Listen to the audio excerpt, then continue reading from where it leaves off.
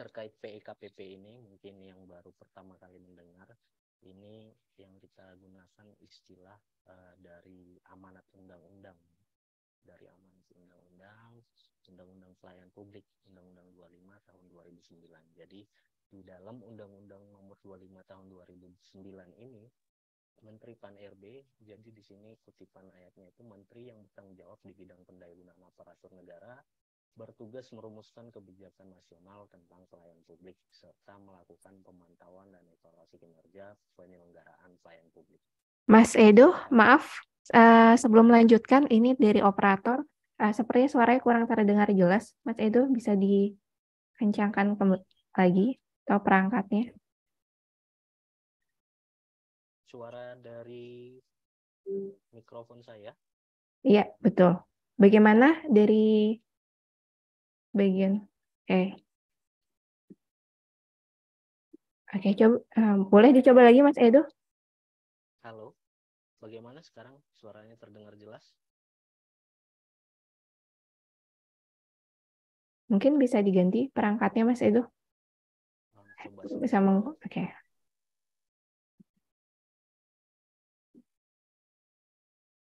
Bagaimana sekarang? Oke, semakin jelas. Oke, sudah oke, Mas Edo. Jelas. Oke, baik. Boleh. Jadi Boleh dilanjutkan. mohon maaf sebelumnya Bapak Ibu, ini memang kalau kita di zaman teknologi ini kita harus dengan perangkat yang mendukung ya. Ini tadi ada kendala terkait suara. Jadi saya harap sekarang suara saya sudah terdengar jelas. Saya lanjutkan kembali terkait pemantauan dan evaluasi kinerja penyelenggaraan pelayanan publik. Jadi kami berangkat dari Undang-Undang Nomor 25 Tahun 2009 tentang pelayanan publik. Di sini dari mandat yang diberikan itu, pemantauan dan evaluasi kinerja penyelenggaraan pelayanan publik, kemudian ada beberapa hal yang ingin kami potret. Di sini nanti untuk PEKPP ini akan dilihat bagaimana kepatuhan terhadap Undang-Undang Pelayanan Publik, di mana dari tahun 2009 ya, undang-undang ini keluar, kemudian diturunkan lewat peraturan pelaksana di peraturan pemerintah nomor 96 tahun 2012, itu seharusnya di saat ini dengan dari 2009 sampai tahun 2023 seharusnya terkait kepatuhan-kepatuhan untuk implementasi kebijakan dari dasar undang-undang maupun peraturan pemerintah harusnya sudah sebagian besar ya, hampir semua melaksanakan. Jadi kepatuhan ini akan kita lihat di dalam PEKPP ini. Kemudian dari PEKPP ini nanti kami juga bisa memotret unit-unit pelayanan publik yang dapat menjadi contoh bagi unit lain atau katakanlah best practice. Jadi ketika kami melakukan PEKPP ini tentunya kami akan mendapat peta unit kerja yang benar-benar maksudnya dalam hal kualitas pelayan publiknya juga sudah baik dan unit kerja mana yang perlu dilakukan pembinaan. Jadi di sini nanti kami akan potret melalui PEKPP. Kemudian tentunya dari instrumen ini dalam pelaksanaan PEKPP nantinya kami akan mendorong perbaikan pelayanan tentunya setelah dilakukan pemantauan, evaluasi, baik itu lewat lapangan maupun desk evaluation, nantinya kami akan memberikan rekomendasi-rekomendasi ya. Jadi harapannya rekomendasi ini kemudian bisa ditindaklanjuti sehingga rekomendasi ini yang kami harapkan memiliki dampak kepada pelayanan khususnya kepada pengguna pelayanan.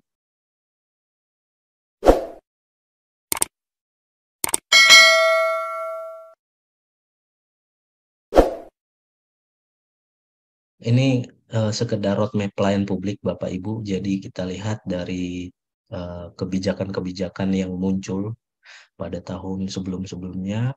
Kemudian kami mendorong, mensosialisasikan, melakukan pendampingan. Kemudian kita juga pada tahun 2015 sampai 2019 kita mulai era digital ya, kita percepat pelayanan publik.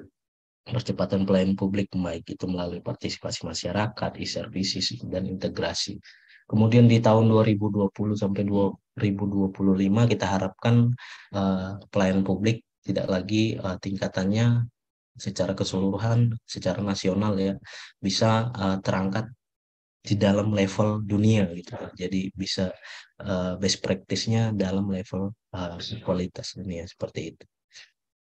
Kemudian PEKPP pada tahun-tahun sebelumnya, di mana PEKPP ini masih menggunakan dasar hukum Permenpan nomor 17 tahun 2017, itu kemudian di tahun 2022 kami ubah karena ini kan banyak mendapat masukan ya dari Bapak Ibu, baik itu di tingkat pemerintah pusat maupun tingkat pemerintah daerah. Ini kemudian kita eh, lakukan perubahan, kita lakukan kajian, akhirnya kita keluarkan Permenpan nomor 29 tahun 2022 tentang pemantauan dan evaluasi kinerja penyelenggaraan pelayanan publik. Nah, ini kita sesuaikan nomenklaturnya dengan amanat Undang-Undang nomor 25 tadi. Kemudian dalam pelaksanaan PKPP ini kami juga keluarkan Bapak Ibu untuk peraturan pelaksana pendukung PEKPP itu di Pedoman Menteri nomor 1 tahun 2022 tentang instrumen dan mekanisme pemantauan dan evaluasi kinerja penyelenggaraan pelayanan publik.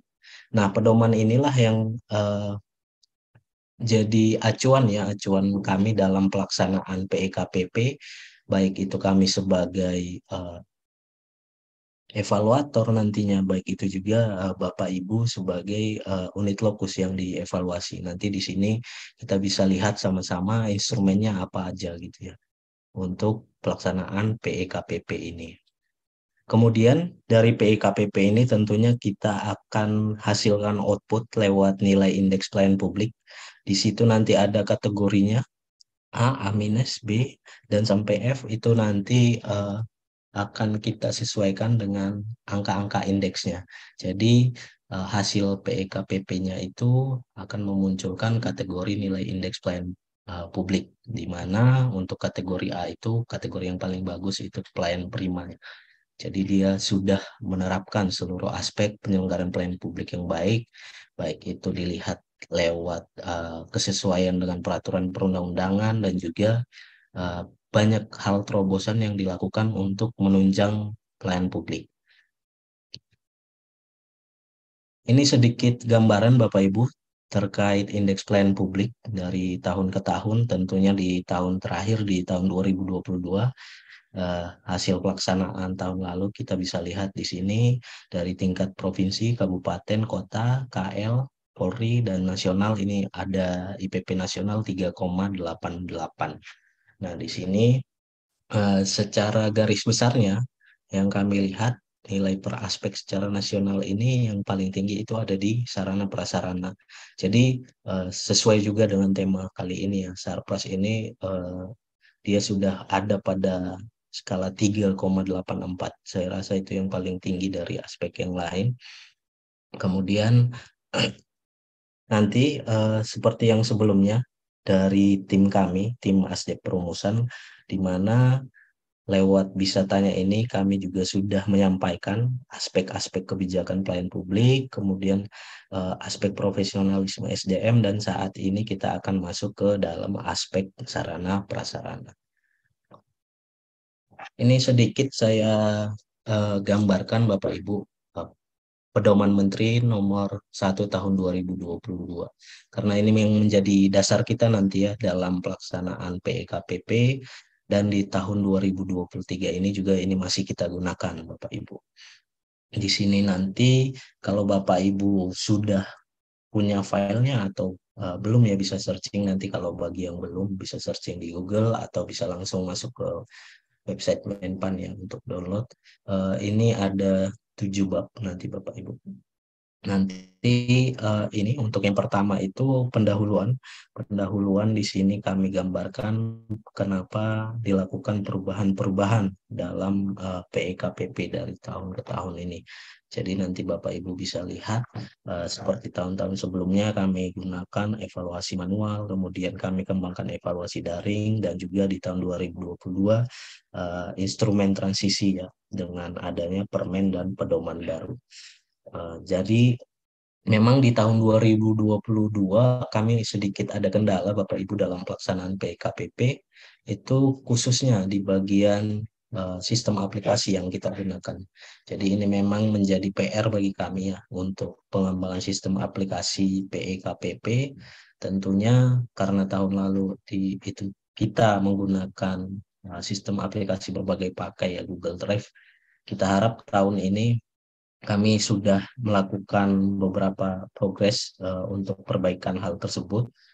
Tentunya kami berharap ini bisa uh, cepat selesai dan kita nanti bisa melaksanakan PEKPP sesuai dengan timeline yang dijadwalkan.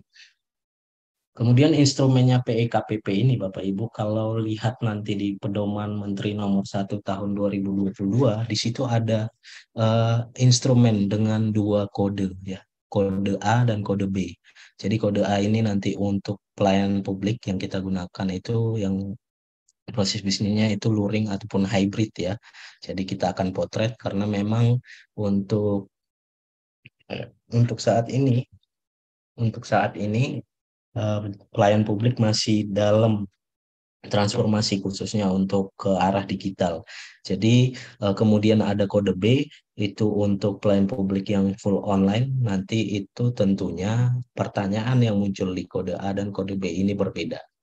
Namun sampai saat ini seperti tahun lalu kami Kementerian PAN-RB masih menggunakan kode A. Jadi kode A ini masih mengakomodir ya pelayanan luring maupun yang sudah hybrid gitu. Untuk F01, F02 dan juga nanti F03-nya. Di sini ada pertanyaannya. Jadi kode A nanti 01-nya ada, F02-nya ada, F03-nya ada. Nanti silahkan secara rinci kalau mau Bapak Ibu lihat itu ada 6 aspek untuk pertanyaan-pertanyaannya.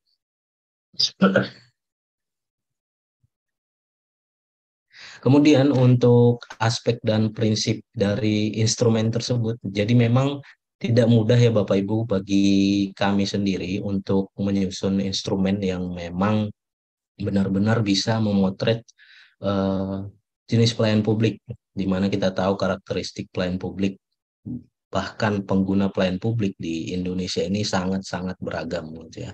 Jadi eh, sangat untuk penyusunan instrumen ini kita sangat berhati-hati dan juga kita juga lihat bagaimana komposisinya untuk pemberian bobot nilai itu di dalam 6 aspek ini kebijakan pelayanan profesional, sarkas dan seterusnya itu juga kita sandingkan dengan prinsip-prinsip pelayan publik. Di sini kita lihat nanti ada keadilan, partisipasi dan akuntabilitas. Nanti ini kemudian diterjemahkan lewat pertanyaan-pertanyaan, tentu nanti di pertanyaannya ada kode-kodenya ya untuk sandingan-sandingan dari aspek maupun prinsip.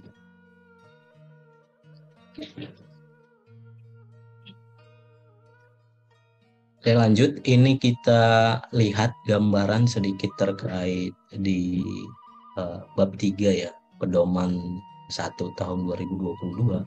Itu mungkin Bapak Ibu juga lihat bagaimana alur kita dalam pelaksanaan PKPP. Kita mulai dari persiapan, pelaksanaan, penyampaian tindak lanjut, dan pemberian penghargaan. Jadi dari tahap persiapan itu kita tentukan unit lokus, bagaimana metodenya, bagaimana penganggaran tim, sosialisasi, kemudian pendampingan. Selanjutnya untuk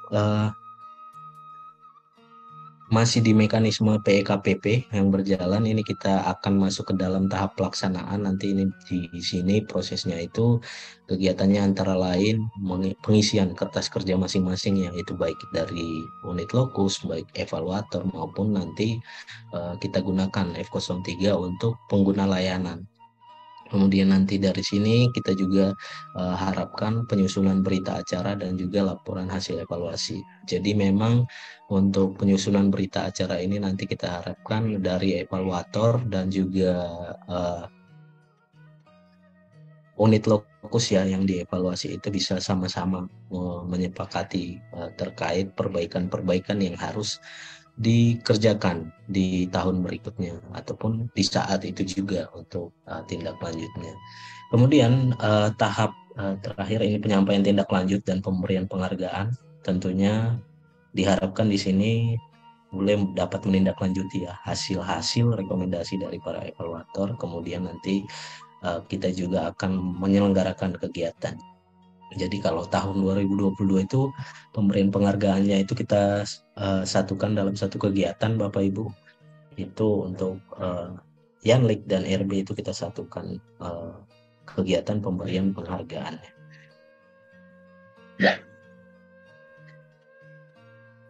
Nah, berikutnya di pedoman nomor 1 tahun 2022 ini juga kita jelaskan bagaimana metode yang akan kita gunakan. Di sini ada beberapa metode nanti yang bisa dipilih oleh evaluator.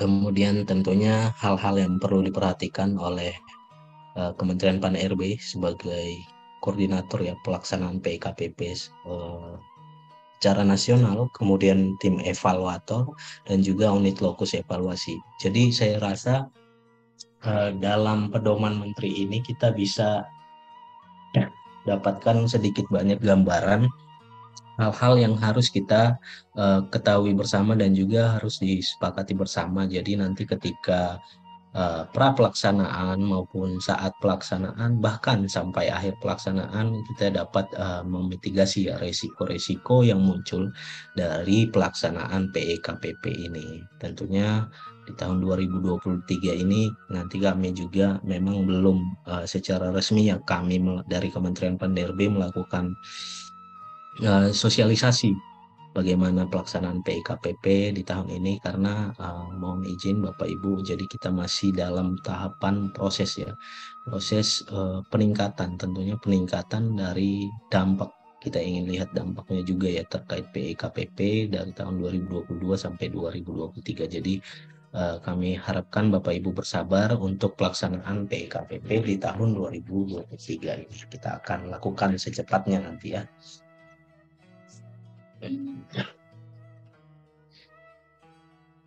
Nah, ini saya lanjut Bapak Ibu. Seperti yang saya sudah jelaskan di awal tadi terkait instrumen PKPP lewat media ini ya, media publikasi Bisa Tanya Kementerian Pan RB ini tentunya sebelumnya sudah dijelaskan itu kalau mungkin ada yang rutin ikutin kegiatan kita itu di instrumen PKPP kita terkait ada 6 aspek. Jadi aspek yang kebijakan pelayanan itu sudah disampaikan oleh Mbak Yeni, kemudian profesionalisme juga disampaikan oleh Mas Faisal. Kemudian kita kali ini kita masuk ke dalam aspek sarana prasarana. Ini aspek nomor 3 Bapak Ibu. Jadi sama seperti yang ada di dalam pedoman menteri ini nantinya Bapak Ibu nanti bisa lihat di sini ada 6 pertanyaan. 6 pertanyaan terkait aspek sarana prasarana. Jadi nanti di sini untuk bobotnya itu ada 18%. Tentunya untuk tiap pertanyaan juga kami memberikan bobot indikatornya berbeda-beda ya tingkatnya. Jadi ada 15%, 23%, 20% dan seterusnya seperti itu. Jadi apa yang menjadi fokus penilaian di dalam aspek ketiga ini Bapak Ibu itu untuk sarana prasarana. Jadi kita harapkan memang sarana prasarana ini secara tidak langsung ya turut mendukung dampak-dampak peningkatan kualitas pelayanan publik khususnya bagi kepuasan pengguna pelayanan. Nah, di sini nanti kunci-kunci penilaiannya itu kita akan potret dari 6 pertanyaan tadi, kira-kira ini hal-hal yang besarnya seperti fasilitas tempat parkir misalkan, ruang tunggu dan front office, toilet, kemudian sarana prasarana. Jadi memang untuk sarana prasarana ini agak sedikit mudah gampang juga di dalam PKPP ini termasuk dalam pengisian. Cuma dari tahun lalu kita mendapatkan dalam pengisian PKPP ini banyak khususnya di dalam aspek sarana prasarana itu yang kurang maksimal ya dalam penguploadan data dukung. Jadi data dukung itu sebenarnya kan kita lihat untuk instrumen ini sifatnya itu pemenuhan dari fasilitas. Jadi di sini ada beberapa kami lihat dari unit lokus evaluasi yang kurang memaksimalkan penguploadan karena sifatnya pemenuhan. Jadi uh, kita misalkan dia punya sekitar 5 5 fasilitas ya untuk dukungan satu indikator pertanyaan itu. Kemudian yang diupload itu misalkan cuma satu, tapi ketika kita misalkan lakukan verifikasi, kita malah mendapatkan ternyata ini banyak nih yang bisa dipenuhi dalam instrumen uh, aspek sarplasnya, karena tentunya F01 kan diisi oleh unit lokus. Nah, F02 diisi oleh evaluator ketika mengisi kertas kerja. Itu kita ingin pastikan ya bahwa pengisian Bapak Ibu di dalam F01 benar-benar sesuai dengan kondisi. Jadi ini masih kami temuin juga ya, ada yang kurang maksimal dalam penguploadan data dukung.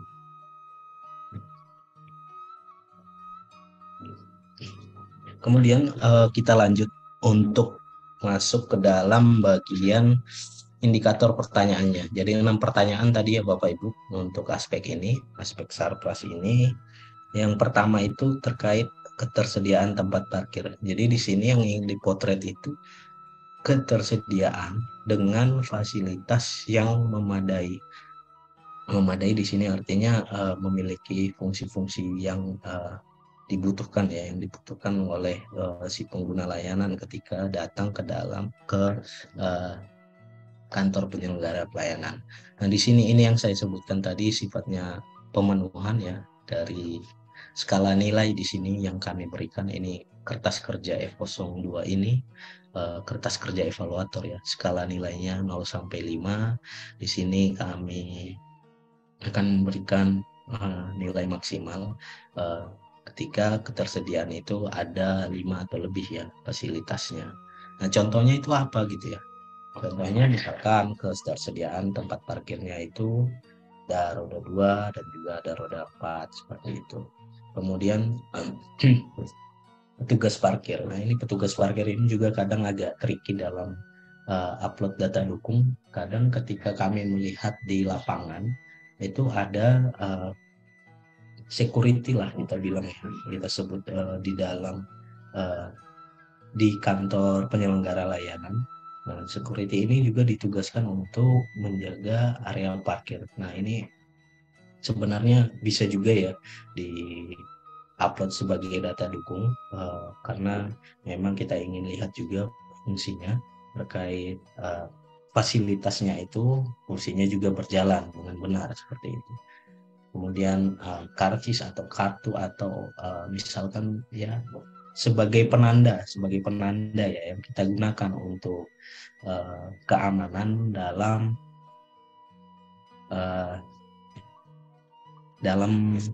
penggunaan tempat parkir ini. Jadi fasilitas ini sebagai penanda untuk memastikan keamanan dari kendaraan setiap pengunjung yang datang ke kantor penyelenggara pelayanan. Kemudian CCTV mungkin ini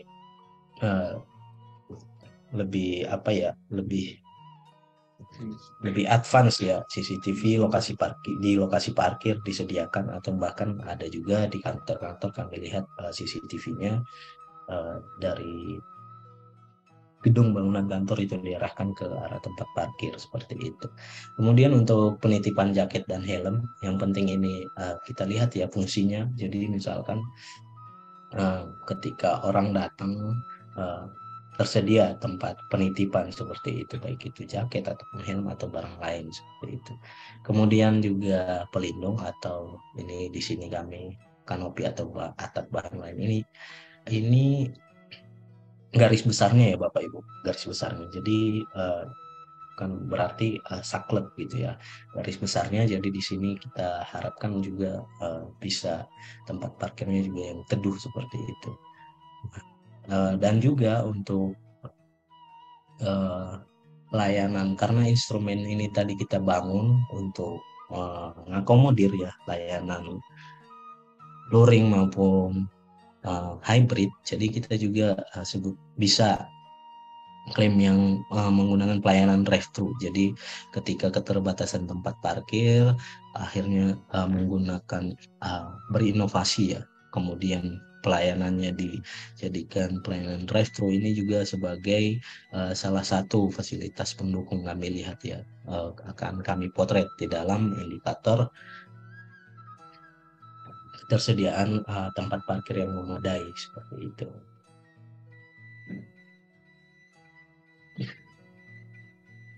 Ini contoh-contohnya Bapak Ibu untuk data dukungnya. Jadi nanti kami harap ya untuk foto-foto yang dilampirkan di data dukung ini bisa maksimal seperti yang tadi saya fokuskan di awal. Jadi misalkan ketersediaan tempat parkirnya dalam satu foto, kemudian uh, ada apa petugasnya yang sedang jaga gitu di foto gitu. Jadi dia satu persatu gitu karena sifatnya pemenuhan. Jadi ini juga untuk memudahkan ya nanti siapapun yang menjadi evaluator dari unit lokus Bapak Ibu yang dievaluasi itu lebih mudah untuk melihat gambarannya. Mungkin kalau evaluator dilakukan langsung turun lapangan itu lebih mudah dapat gambarannya. Tapi ketika kita bicara lewat dokumen desa evaluation ini uh, persepsi orang ketika membaca sesuatu atau melihat sesuatu itu lewat dokumen itu bisa berbeda-beda seperti itu ya. Jadi kita berikan yang sejelas mungkin sehingga lebih memudahkan bagi para evaluator itu untuk melihat ya data dukung. Kemudian di indikator pertanyaan berikutnya itu ruang tunggu. Tentunya ruang tunggu ini kita juga akan potret di sini terkait fasilitas wajib dan juga fasilitas pelengkapnya nanti Bapak Ibu. Fasilitas wajibnya itu seperti apa? Di sini yang kami harapkan untuk ruang tunggu itu idealnya minimal harus ada kursi tunggu seperti itu ya. Tempat yang bisa digunakan oleh pengguna layanan untuk menunggu selagi pelayanan yang dimohonkan oleh pengguna itu diproses gitu ya. Kemudian untuk ruangan tentunya kita harapkan ruang tunggu ini bisa memiliki sirkulasi udara yang baik. Jadi di sini bisa AC, kipas angin, atau memang kalau ruang tunggunya sudah memiliki sirkulasi udara yang baik itu juga kami harapkan bisa menjadi data dukung ya.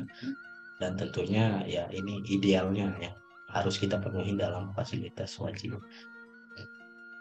Kemudian tadi karena di dalam indikator pertanyaan ruang tunggu ini kita ingin potret dua hal, yaitu selanjutnya itu fasilitas penunjang.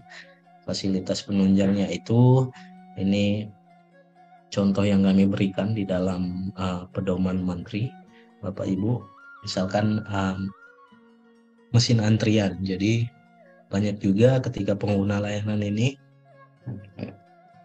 ketika datang itu tidak tahu dia harus langsung apa seperti apa gitu untuk memberikan permohonan syarat pelayanannya seperti itu. Jadi ini mesin antrian juga bisa digunakan untuk menambah kenyamanan pengguna layanan ya. Kemudian misalkan ada televisi di ruang tunggu, kemudian ada bahan bacaan yang bisa digunakan pengguna layanan, misalkan seperti majalah, koran, buku, ataupun bacaan lain ya yang bisa dimanfaatkan oleh pengunjung. Kemudian ini misalkan pengisian daya baterai atau charger booth atau sumber daya listrik ya yang bisa digunakan karena memang di saat ini saya rasa hampir seluruhnya itu pengguna layanan itu sudah memiliki alat komunikasi. Jadi ini juga kita harapkan dapat mendukung kenyamanan khususnya bagi pengguna layanan. Ini juga hotspot atau wifi, ini bisa kita jadikan data dukung nanti kalau Bapak Ibu yang punya. Kemudian air minum, air minum untuk pengguna layanan baik berupa kemasan atau galon. Jadi kadang air minum ini juga agak sedikit ini ya, mungkin ada hal yang perlu diperhatikan ketika penyediaan air minum gratis itu, nanti mungkin bisa ditambahkan juga ketika uh, air minum itu memang ditujukan untuk pengunjung, bisa ditambahkan apa ya, semacam kertas atau penunjuk bahwa ini ditujukan untuk pengguna layanan. Ataupun jadi ini contoh-contohnya Bapak Ibu, ataupun nanti misalkan Bapak Ibu punya hal-hal lain atau fasilitas penunjang yang dianggap mampu untuk mendukung kenyamanan ruang tunggu, itu bisa dijadikan data dukung di dalam PEKPP ini. Jadi silahkan nanti Bapak Ibu upload data dukungnya semaksimal mungkin ya, karena ini untuk indikator pertanyaan-pertanyaannya khususnya di Sarpas ini banyak sifatnya pemenuhan seperti itu. Semakin banyak nilainya semakin besar. Tapi tentunya itu kalau untuk fasilitas ruang tunggu ini kami hanya uh, lihat 4 atau lebih itu sudah bisa dapat nilai maksimal. Jadi contohnya tadi itu lumayan banyak gitu ya. Bahkan begitu juga parkir. Jadi ada contohnya nanti kami hanya lihat 5 seperti itu.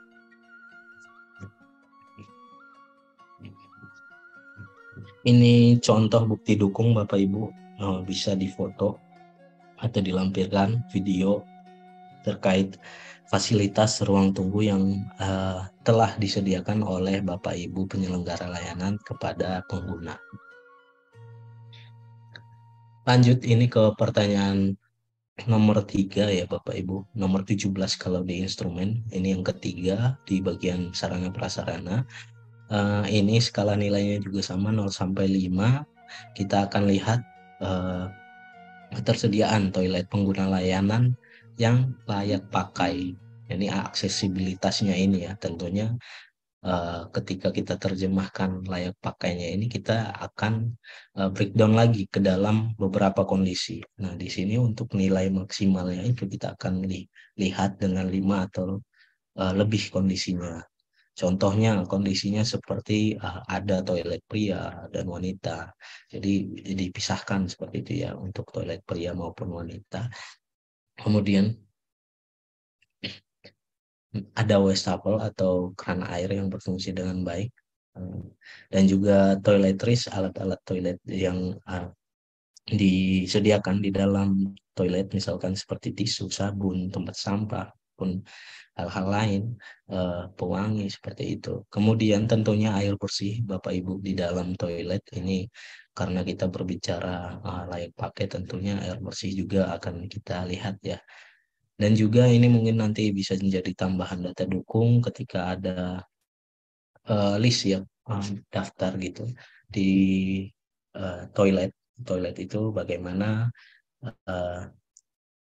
periode pembersihan toilet oleh petugas seperti itu. Jadi di sini memenuhi intensitas petugas untuk membersihkan toilet dan juga fasilitas lain yang mendukung. Jadi sama seperti sebelum-sebelumnya Bapak Ibu, ini kita akan lihat hal-hal yang ini contohnya garis besarnya ya. Jadi nanti ketika ada data dukung lain, kita akan lihat uh, di dalam fungsinya sebagai pendukung untuk kondisi toilet yang layak pakai. Ini contoh fotonya. Ini contoh fotonya, ini kita ambil dari Google. Jadi kelihatan lebih ini ya, bagus ya, seperti di hotel gitu ya Bapak Ibu. Selanjutnya ini indikator pertanyaan berikutnya untuk Sarpas bagi layanan kelompok rentan. Jadi Bapak Ibu memang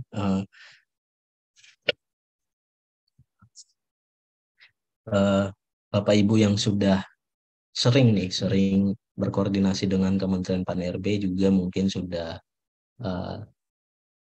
sudah mulai berkoordinasi khususnya di lewat Asdep standarisasi ya. Ini ada fokusnya juga terhadap pelayanan kelompok rentan. Jadi di sini terkait indikator pertanyaannya kami sudah masukkan ke dalam instrumen karena memang PKPP ini secara garis besarnya makanya kami ingin memotret seluruh kebijakan-kebijakan pelayanan publik baik itu yang ideal maupun advance itu untuk kita potret ya, untuk kita potret di dalam instrumen ini. Jadi dari tingkatan yang sifatnya pemenuhan, idealnya seperti apa, advance seperti apa itu kita lakukan, kita akomodir lewat instrumen ini. Nah, ini contohnya Bapak Ibu sarana prasarana kelompok rentan. Jadi kursi roda, tongkat kru, pintu masuk yang mudah diakses, ataupun step lobby, rem jalan landai, lift khusus, lasar, toilet khusus, loket khusus, dan seterusnya. Jadi ini nanti Bapak Ibu juga bisa mengacu juga kepada surat edaran Menpan nomor 66 tahun 2020 ya, terkait sarfasnya untuk kelompok rentan. Ini contohnya, Bapak Ibu bisa lihat di layar ya. Eh, ini kami ambil gambarnya juga dari Google. Toilet-toilet khusus, loket khusus, kursi tunggu prioritas, lift, pintu yang mudah diakses, dan sebagainya. Jadi ini untuk data dukungnya ini kami juga lihat di indikator instrumen itu sifatnya juga pemenuhan dari tingkatan mungkin yang ada pemenuhan ideal sampai advance-nya nanti akan mendapatkan skala nilai yang berbeda. Selanjutnya Bapak Ibu ini terkait indikator pertanyaan sarana prasarana penunjang. Apa itu sarana prasarana penunjang? Jadi saya rasa untuk ini kita lebih mudah ya untuk pemenuhan data dukungnya nanti di dalam uh, pemberian data dukung kepada evaluator.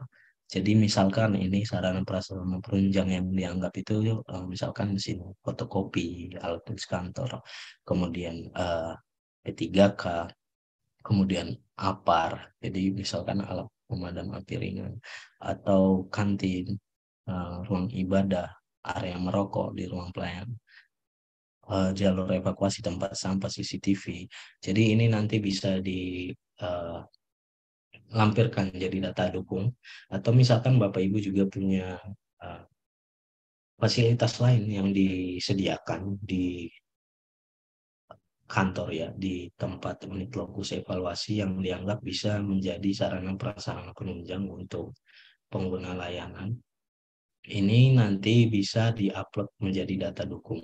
Jadi ini juga sedikit mungkin yang sering dibahas itu terkait area merokok ya, area merokok. Jadi ketika misalkan nanti ternyata untuk daerah tertentu itu ada perdanya untuk larangan merokok ya di ruang-ruang pelayan publik. Jadi itu dilampirkan di Bapak Ibu untuk larangan tersebut. Jadi itu sebagai salah satu data dukung juga ya, data dukung yang digunakan untuk pemenuhan indikator dari skala nilai indikator pertanyaan ini.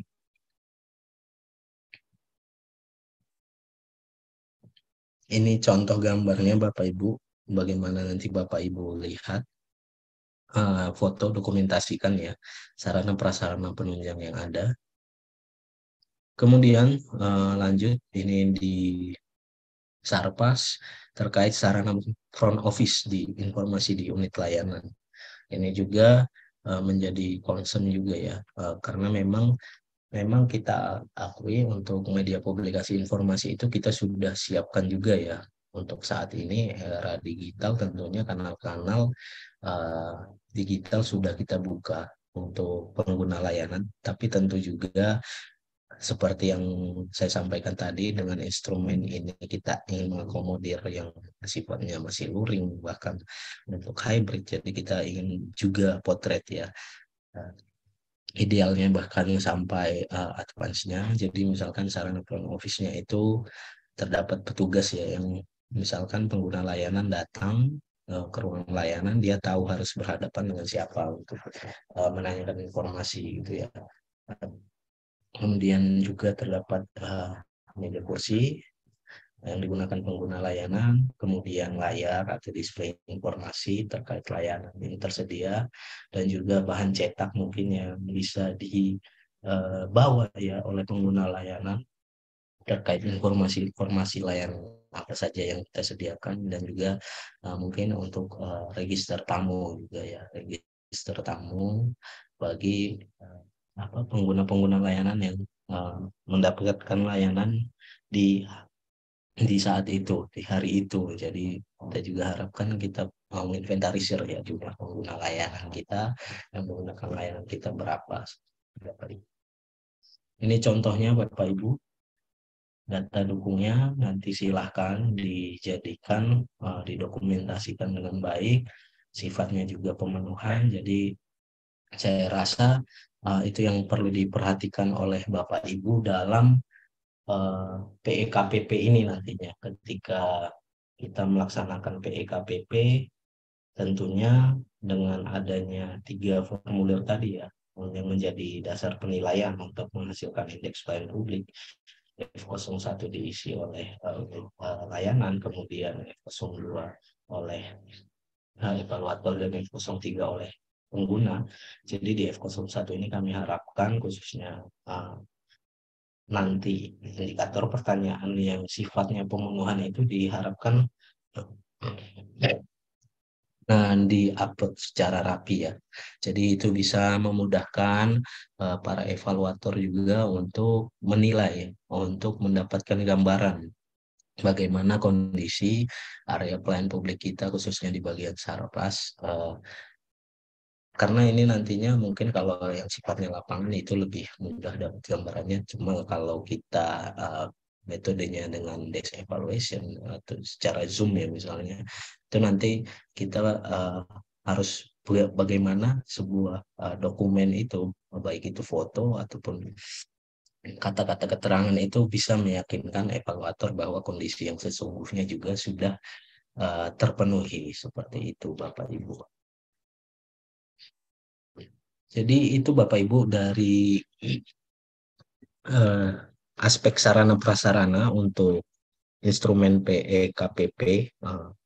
Ada 6 pertanyaan tadi di aspek sarana prasarana.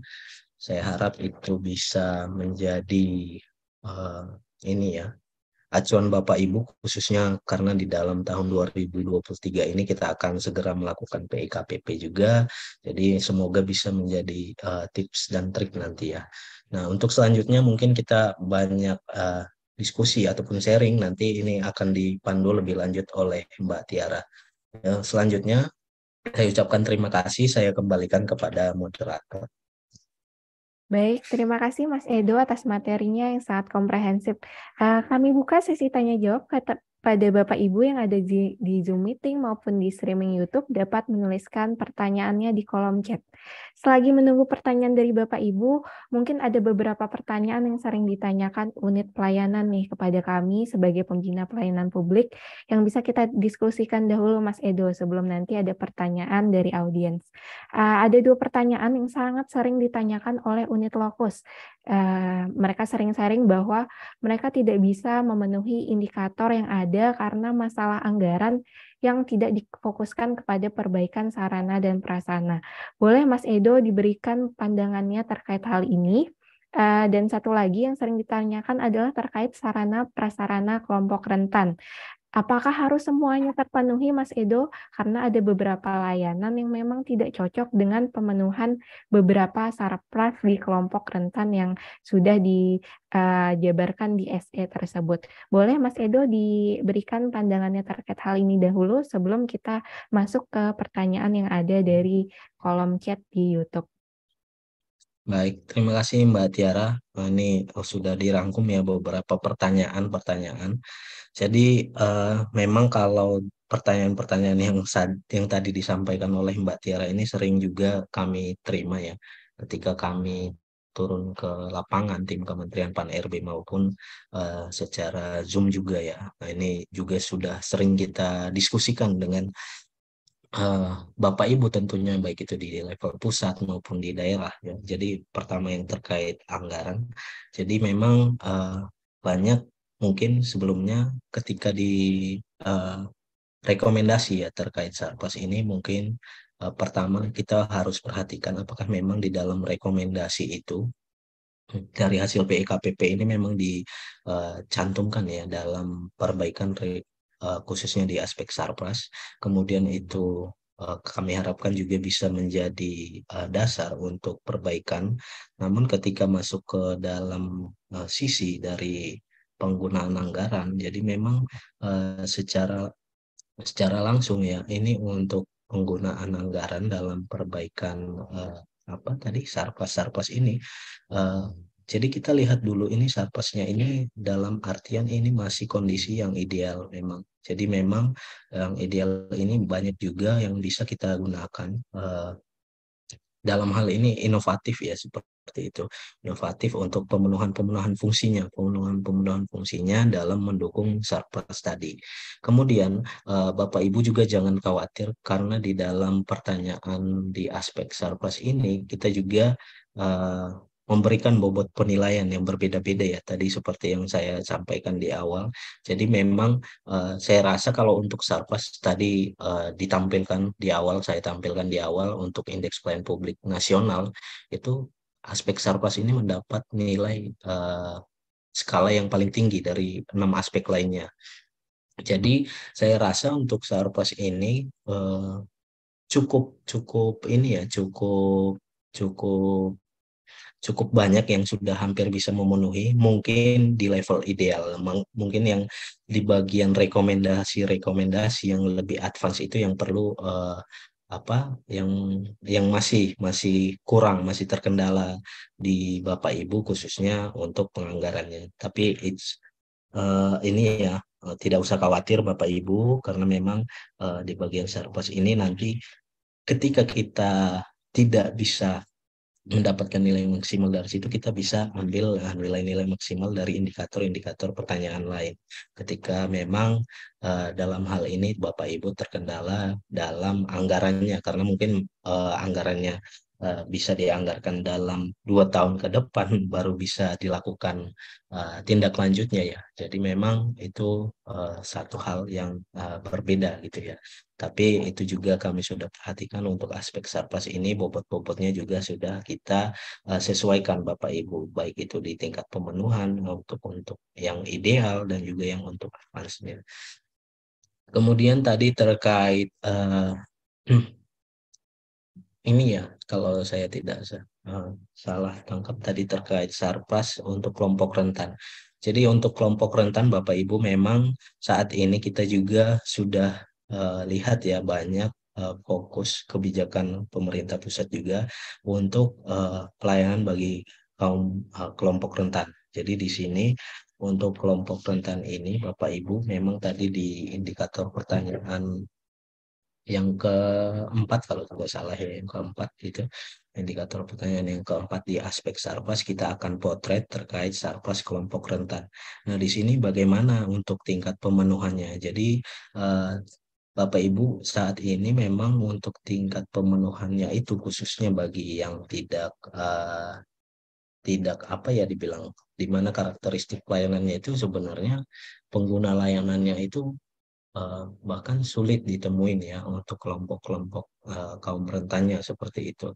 Cuma seperti yang kami temuin di eh, pengadilan ya, pengadilan militer ya, pengadilan militer itu bahkan dalam setahun itu pengguna layanannya tidak terlalu banyak, bisa hanya 4, 5 seperti itu. Jadi memang untuk pemenuhan pas kelompok rentan ini itu juga kita lihat secara idealnya harusnya ada itu sampai di skala 3 ya. Kemudian untuk memaksimalkan eh, di level skala 5 itu memang ada kesulitan yang kami lihat, yang kami dapatkan masukan dari para Bapak Ibu di lapangan. Jadi memang khusus untuk karakteristik pengguna pelayanan publik yang berbeda tadi dengan karakteristik penggunanya di mana sangat minim untuk kelompok kaum rentan, ini juga sudah kita perhatikan dan menjadi masukan karena memang selanjutnya kami harapkan dari instrumen ini kita bisa kembangkan lagi instrumen untuk karakteristik pelayanan yang lebih khusus lagi. Jadi eh, kita juga sedang sedang melakukan kajian itu Bapak Ibu, memang untuk menyusun instrumen yang bisa mengakomodir semua ya karakteristik ini, tidak mudah gitu ya, tidak mudah bagi kami. Jadi kami di sini potretkan secara garis besar idealnya seperti apa, advance-nya seperti apa. Kemudian nanti untuk karakteristik pengguna pelayanan yang di mana itu sangat minim ya dengan kelompok rentannya, itu juga menjadi perhatian kami kemudian untuk mengembangkan instrumen yang berbeda gitu ya dalam pemenuhan nilainya seperti itu. Mungkin itu Mbak Tiara. Baik, terima kasih Mas Edo. Jadi mungkin sudah terjawab ya pertanyaan di kolom chat melalui YouTube oleh Bapak Bustamil Arifin bahwa kantornya itu baru sehingga fasilitas sarprasnya belum lengkap. Jadi tidak usah khawatir Bapak Ibu ketika nanti unit lokusnya dievaluasi. Kami tidak hanya menilai dari aspek sarana dan prasarana, tetapi ada beberapa aspek lain yang nantinya menjadi bobot penilaian kami. Ada pertanyaan satu lagi nih, Bang Mas Edo di kolom chat. Oh iya, ini Uh, saya juga ingin menambahkan sedikit Mbak Tiara, tadi kelupaan. Silahkan.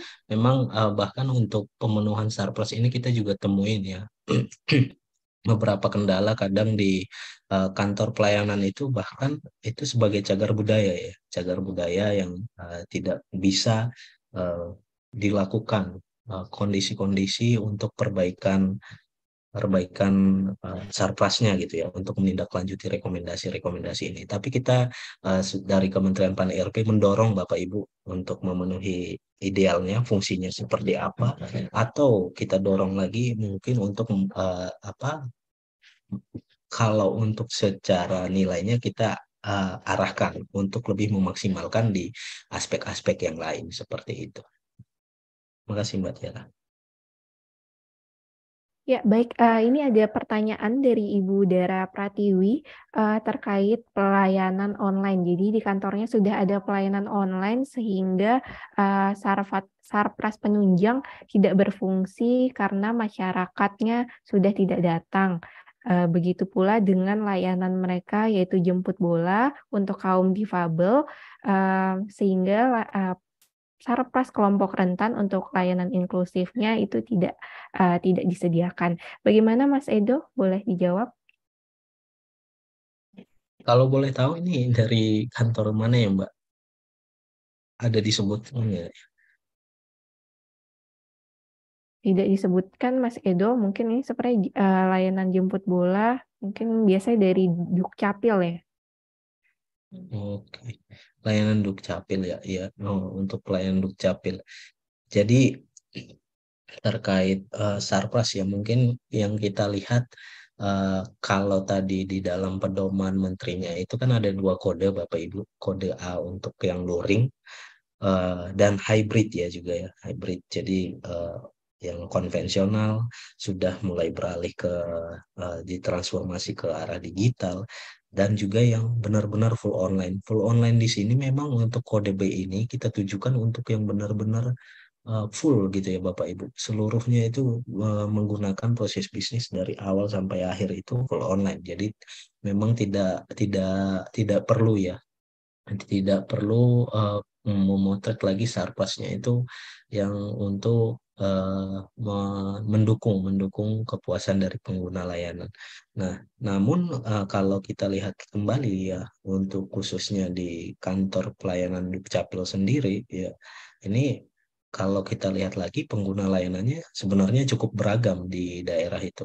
Bahkan mungkin dari pengguna yang beragam ini banyak juga yang masih sifatnya itu dengan cara-cara konvensional gitu ya, langsung datang ke kantor, eh, minim cara penggunaan teknologi. Nah ini kan tetap masih masih masih ada ya.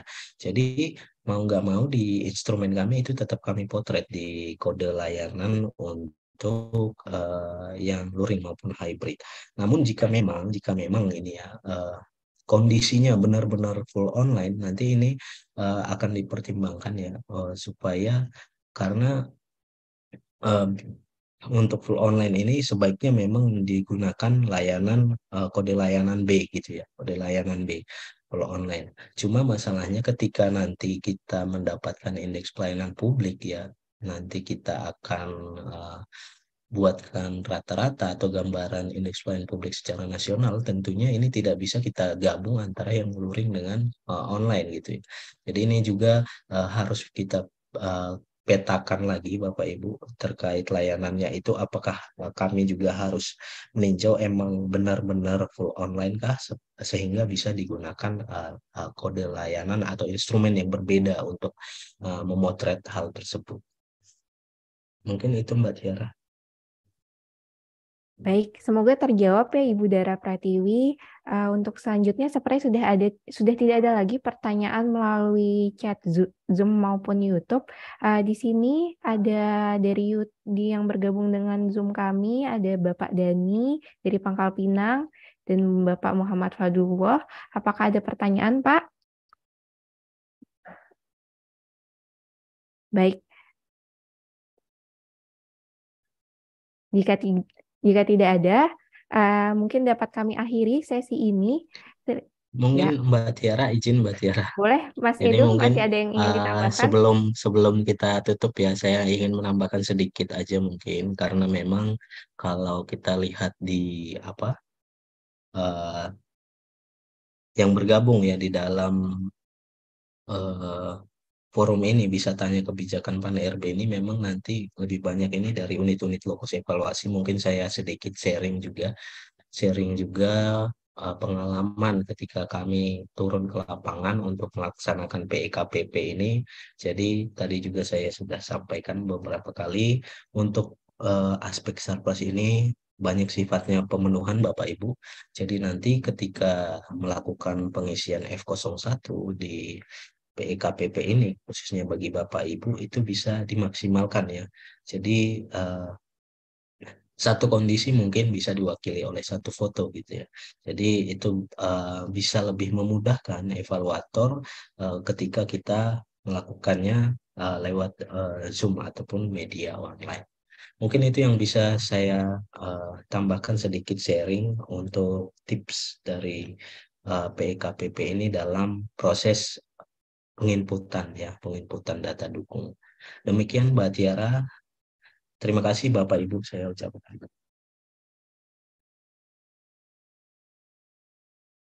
Baik, terima kasih Mas Edo. Baik, Bapak Ibu dapat mendownload materinya di link yang sudah disampaikan oleh kanal kami di kanal YouTube kami.